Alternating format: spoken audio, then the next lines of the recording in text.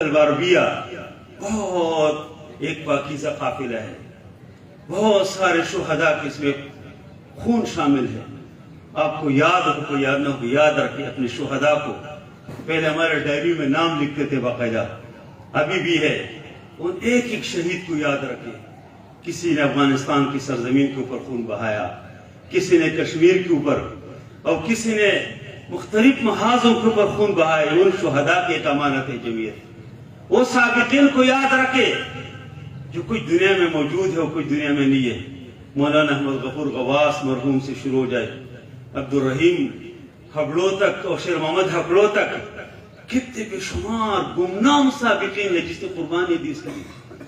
اور ابھی بھی اس قافلے کے اندر بہت سارے ایسے لوگ موجود ہیں کہ جو شاید کسی کو معلوم ہو۔ ہر دور میں، ہر تحریک میں، تحریکوں کی کامیابی ویسے نہیں ہوتی۔ جمعیت الغربیہ کے باغ جو ہمیں نظر آتے ہیں ویسے نہیں ہے کہ یہ کوئی کسی نے پھونک مارا اور اتنے لوگ حاضر ہو گئے۔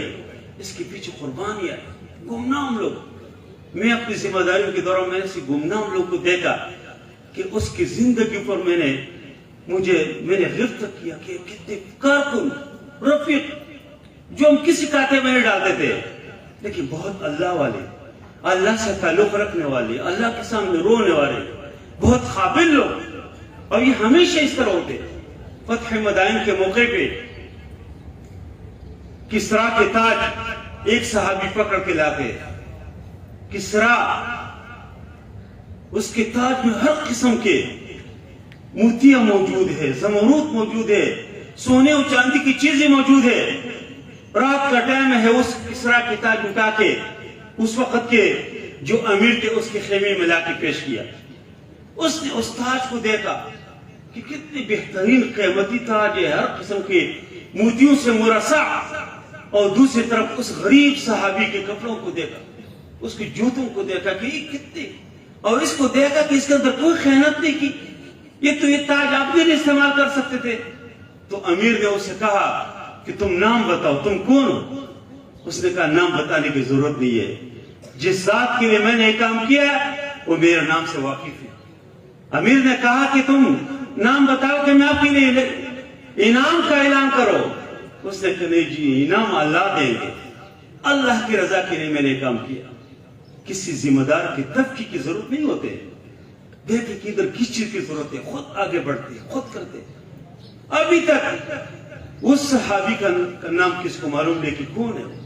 ایسے گمنام لوگ آج بھی الحمدللہ ہمارے تحریک کے اندر موجود ہیں۔ اس لیے آپ جمعیت کے ارکان، جمعیت کے ذمہ داران، آپ کو اللہ نے ایک پاکیزہ نظم دیا ہے، اس کے اوپر تم اللہ تعالیٰ کا شکر ادا کرو۔ بڑا انعام اور برکت کے لیے وابستگی نہ ہو، برکت ان کے لیے نہیں کی، برکت کے لیے جمعیت کے ساتھ وابستہ ہے۔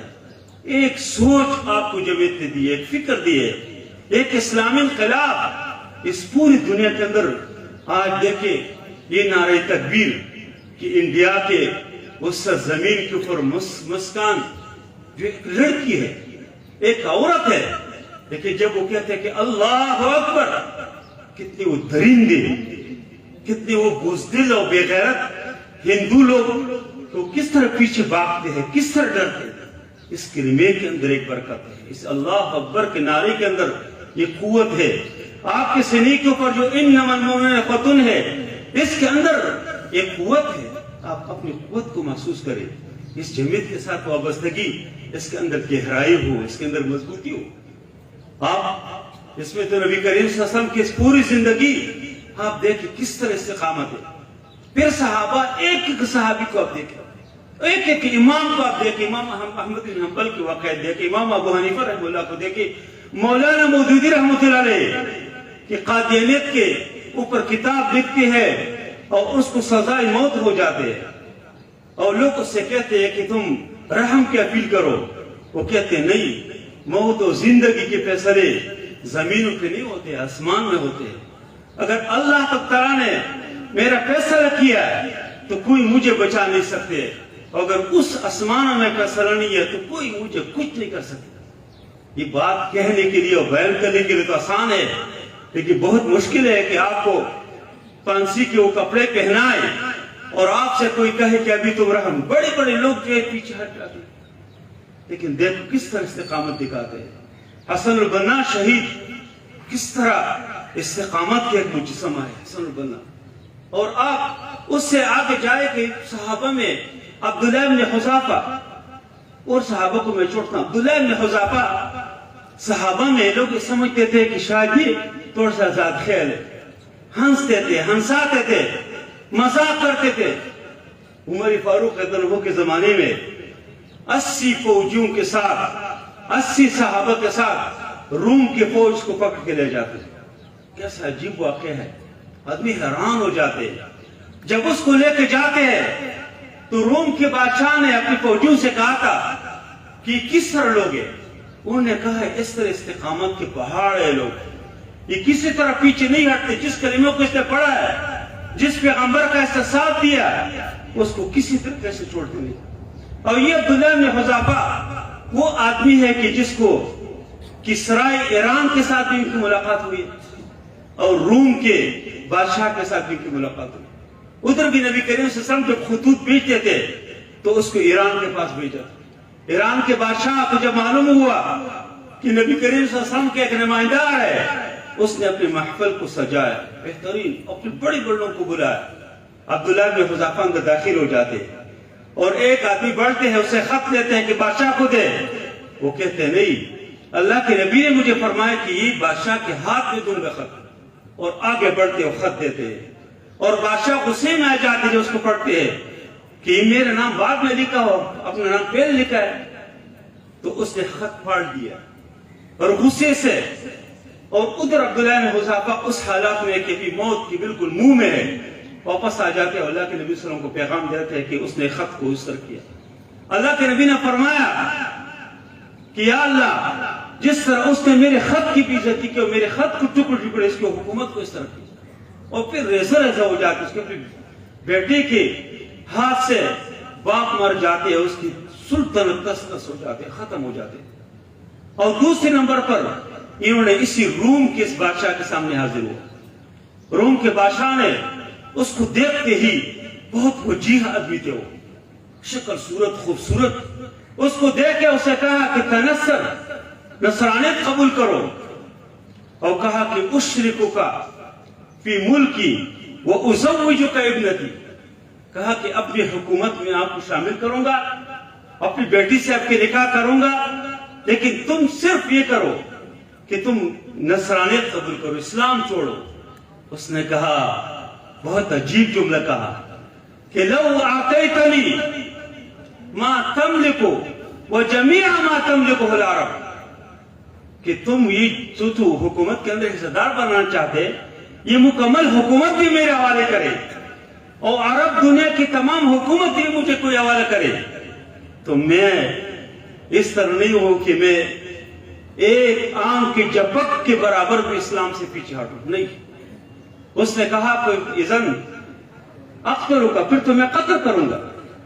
اس نے بے دھڑک جواب دیا کہ انت وذاک، آپ جانے، آپ کا کام جانے، قتل کرنا چاہتے قتل کرو، جو کچھ کرنا چاہتے کرو۔ اس نے پھر اسی کو باقاعدہ سولی پہ چڑھایا اور جو تیر مارنے والے لوگوں سے کہا کہ ان کے قریب تیر لگ جائے، اس کو قتل نہ کرو کہ ڈر جائے اور اسلام چھوڑے، اس سے نہیں ڈرے۔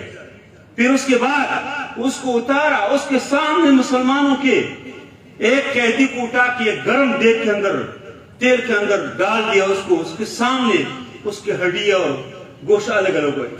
پھر ان سے کہا کہ ابھی اسلام چھوڑو ورنہ آپ کے بھی حشر کریں گے، اور اس کو پکڑتے ہیں، لاتے ہیں اور ادھر گرانے کے جب قریب کرتے ہیں، اس کے آنکھوں سے آنسو نکلتے ہیں۔ اس کو بلاتے ہیں کہ کیا اب ڈر گئے نا، ابھی اسلام چھوڑیں گے؟ اس نے کہا، خدا کے بندو، میں اس سے نہیں رو رہا ہوں کہ میں کوئی آگ کے اسی دیگ سے ڈرتا ہوں، تیل سے ڈر، میں نہیں ڈر، کوئی ڈر نہیں ہے، میں صرف اس کے اوپر رو رہا ہوں کہ ایک ہی سانس ہے، ابھی نکل جائے گی، کاش میرے 1000 سانسیں ہوتی اور آپ ایک ایک بار اس میں ڈالتے پھر میں زندہ ہوتا، پھر ڈالتے پھر ڈالتے پھر ڈالتے، مجھے مزہ آتا۔ اس نے کہا پھر جیل میں ڈالا، پھر جیل میں ڈالا، کوئی دن ایسے رکھا، نہ کھانا کھلائے نہ پانی پلائے، اور اس کے بعد جب اس کے نکالا تو اس کے سامنے خنزیر کے گوشت پیش کیا، شراب پیش کیا، اس نے منہ تک نہیں لگایا۔ اس کو بکا کہ کیوں نکالتے؟ اس نے کہا شریعت میں یہ میرے لیے جائز ہے کہ میں کھاؤں، لیکن میں نہیں چاہتا ہوں لِأَشْتَمَكَ بھی کہ تم میرے اوپر خوش ہو جائے کہ دیکھیں مسلمان ہے اور خنزیر کھا رہا ہے، مسلمان ہے اور شراب پیتے ہیں، اور اس طرح مختلف مراحل سے گزر کے آخر بادشاہ نے اس کی اس جرات کو دیکھا، اس استقامت کو دیکھا، اس کی اس عزم اور حوصلے کو دیکھا، تو اس سے کہا کہ میں آپ کو چھوڑتا ہوں، لیکن بس ایک شرط ہے کہ آپ میرے پیشانی کے قبلہ لے لیں۔ تو اس نے کہا کہ میں اگر آپ کی پیشانی قبلہ لوں تو تمام قیدی جو 80 قیدی ہے سب کو میرے ساتھ چھوڑیں گے؟ کہا کہ سب چھوڑوں گا۔ بادشاہ صرف اس کی اسی جرات اور اسی عزم، اس جوان مردی کو دیکھ کے کسی بہانے سے چھوڑنا چاہ رہے تھے، تو اس نے عبداللہ بن حذافہ اٹھے اور بادشاہ کے پیشانی کا اس نے قبلہ لیا، اور بادشاہ نے وہ تمام جو ان کے ساتھ لوگ تھے سب کو چھوڑ دیا۔ جب مدینے میں تشریف لائے تو عمر فاروق رضی اللہ عنہ کے سامنے جب واقعہ آیا، عمر فاروق رضی اللہ عنہ نے فرمایا کہ حق علی کل مسلم ان یقبل رأس عبداللہ وانا ابدأ به، فرمایا کہ ہر مسلمان کے اوپر لازم ہے، یہ حق ہے کہ عبداللہ بن حذافہ کے پیشانی کا وہ قبلہ لے، اور فرمایا میں آغاز کرتا ہوں، اور پھر اس آغاز عبداللہ عمر فاروق رضی اللہ عنہ چومتی ہے، اور پھر صحابہ اٹھتے ہیں اور چومتی ہے۔ استقامت، یہ دین جو کم تک پہنچے، جو اسلام پہنچے ہے، یہ بہت مشکل مراحل سے گزر کے پہنچے۔ آپ اس دور میں جو سازشیں ہے کہ ہمیں دین سے دور کرنے کی کوشش ہے، اسلام سے، یہ جو مختلف ذرائعوں سے، یہ جو ہمارے جیب میں موبائل ہے، یہ بہت خطرناک چیز ہے۔ یہ اس کو اندر سے لوگ کھوکھلا کرنا چاہتے ہیں، خالی روحانیت سے خالی کرنا چاہتے ہیں۔ جو آدمی اسی کے فتنے میں آ گیا تو وہ گوئے کہ خیر سے خالی ہو جاتے ہیں۔ اور کسی نے اگر اس کی دعوت کے لیے استعمال کیے، جمعیت طلبہ عربیہ کی دعوت کے لیے، جماعت اسلامی کی دعوت کے لیے، اسلامی تحریک کی دعوت کے لیے، قرآن کے پیغام کے لیے، حدیث کے پیغام کے لیے، دین کے پیغام کے لیے، تو کامیاب ہے۔ اور اس دور کے جو معاشی لحاظ سے ہمیں تنگی ہے، جو دیگر حوالوں سے، صرف اس کا مطلب یہ ہے کہ ہم اسلام سے دور ہو جائے، دین سے دور ہو جائے۔ اس لیے ان حالات میں ہمیں جمعیت طلبہ عربیہ کے اس پیغام کو اپنا کے اور اس کو دل و جان سے اپنا کے، اس کے ساتھ جو ہماری وابستگی ہے وہ دل سے ہو، اور اس کے نتیجے میں ہم پوری دنیا کے اندر جو مولانا مودودی رحمۃ اللہ نے فرمایا کہ قرآن اور سنت کی دعوت لے کر اٹھو اور پوری دنیا پر چاہ جاؤ، پوری دنیا پر چاہ جانے کے ہم عزم کریں، ہم ارادہ کریں، تو اس کی اور اسی استقامت کے نتیجے میں دنیا میں بھی اللہ تعالیٰ ہمیں خوشی دیں گے، آخرت میں بھی اللہ ہمیں خوشی دیں گے۔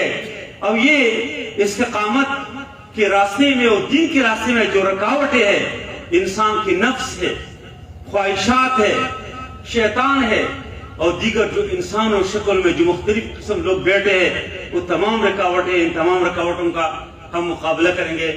تو میں نے ٹائم زیادہ لیا، مجھے 9 بجے تک کہا تھا، تو میں انہی پر اکتفا کرتا ہوں، ان الفاظ پہ، اور انشاءاللہ اگر اللہ نے موقع دیا تو اس حوالے سے میرے ذہن میں پورا خاکہ تھا، لیکن پھر کسی موقع پہ انشاءاللہ اس کو آپ کے سامنے شیئر کرتے ہیں۔ اللہ تعالیٰ ہم سب کو عمل کرنے کی توفیق عطا فرمائے، اور اللہ تعالیٰ ہم سب کو اس دین اسلام کے اوپر استقامت نصیب فرمائے۔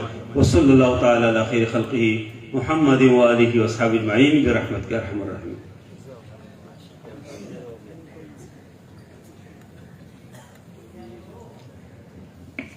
ماشاءاللہ محترم جناب قاری فضل اکبر صاحب، سابق امین عام جمعیت طلبہ عربیہ پاکستان، انتہائی اپنا ایک احساس آپ کے ساتھ شیئر کر رہے تھے، اور استقامت الدین کے حوالے سے آپ پر بات کر رہے تھے، اور ہم یہ امید دلاتے ہیں انشاءاللہ یہ استقامت کا قافلہ ہے، یہ روایات کا پاسبان ہے۔